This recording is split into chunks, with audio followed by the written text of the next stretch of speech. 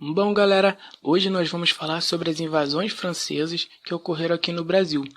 Mas antes de começarmos, devemos ressaltar que, desde a chegada dos portugueses aqui em 1500, esses novos territórios despertaram grandes interesses dos povos da Europa. Então, vamos lá. Lembra que no vídeo anterior falamos sobre o Tratado de Tordesilhas? Então, esse tratado foi muito contestado por muitos países que ficaram de fora, inclusive a França. E com isso, o litoral brasileiro vinha sendo bastante frequentado pelos franceses desde a extração do pau-brasil. Os franceses tinham uma boa relação com os povos indígenas dessa região, e com isso, utilizaram dessa boa vizinhança para manter relações de acordo com esses nativos. O principal povo indígena que apoiou os franceses foram os tamoios. Com este apoio, surge a Confederação dos Tamoios, que foi a aliança dos diversos povos indígenas que também apoiava os franceses contra os portugueses.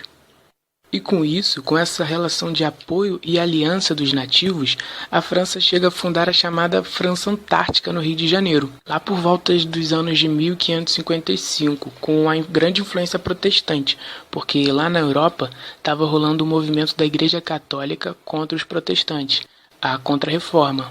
Então, durante mais ou menos 5 anos, aconteceu diversos conflitos entre a Confederação dos Tamoios e os portugueses. Só que os portugueses acabam levando a melhor e conseguem expulsar os franceses do Rio de Janeiro e extinguir a Confederação dos Tamoios. Os franceses não iriam desistir assim tão fácil.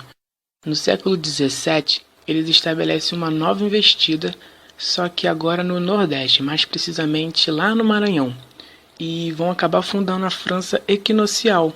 E com esse novo estabelecimento dos franceses nos territórios portugueses, Portugal fica com um certo receio de perder parte do território da sua colônia.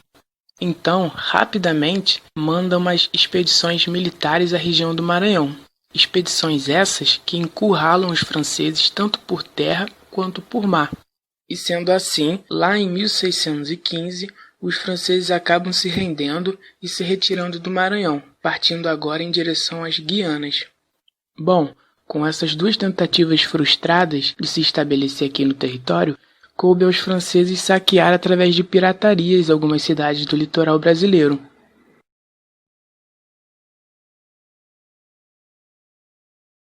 Em si, devemos ressaltar o que está acontecendo nesse momento. Brasil colonial, cana-de-açúcar, União Ibérica. União Ibérica? O que é isso? Bom, a União Ibérica é a aliança de Portugal com a Espanha, e isso é muito importante para você entender a invasão holandesa, porque a Holanda ela foi um dos países que financiaram o começo da cana-de-açúcar junto com Portugal. Porém, a Espanha havia uma certa desavença, e essa diferença fez com que a Espanha impedisse a Holanda de pisar em terras portuguesas, tornando-se uma barreira enorme para o país junto com o comércio de cana-de-açúcar. Só que a Holanda, devido a essa união dos países e essa proibição, criou em 1621 uma alternativa chamada Companhia Holandesa das Índias Ocidentais, com um objetivo muito claro: recuperar o lucro do comércio que havia sido perdido. E com isso, tem o início das invasões. Em 1624, ocorre a primeira invasão no Nordeste brasileiro, restrita à Bahia, capital da época. Em fevereiro de 1630, percebendo a fragilidade da região de Pernambuco, capitania que era bem rica, porém desprotegida, uma esquadra com muitos navios desembarca, tomando facilmente a Olinda. O mesmo não ocorre com Recife, que teve dificuldade devido às técnicas de guerrilhas utilizadas pelos defensores. Com as conquistas dos territórios, fazia-se necessária a presença de uma figura que centralizasse as funções políticas e militares da região: a Nova Holanda. Sendo assim, é nomeado o administrador-geral do Brasil, o holandês, o conde João Maurício de Nassau, que chega em 1637, acompanhado de liberais, médicos, arquitetos, cientistas e artistas, e nomeia Recife como a sede da Nova Holanda. Durante o governo de Nassau, houve um forte estímulo à recuperação de produção açucareira, assim como a realização de obras urbanas no Recife, com reflexos evidentes no desenvolvimento regional. Em 1640, Portugal fica independente das relações com a Espanha, assinando um armistício de 10 anos entre Portugal e Holanda, o que permitiu que os holandeses consolidassem a sua dominação.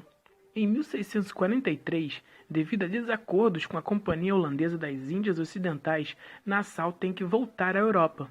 Logo depois, a situação pacífica dos senhores de engenhos do local começa a piorar, uma vez com que eles não conseguem mais honrar com as dívidas que obtiveram com a Companhia Holandesa, culminando na Insurreição Pernambucana de 1645. E por fim, com auxílio militar de portugueses e ingleses, os lusos brasileiros expulsam os holandeses definitivamente do Brasil, em 1654.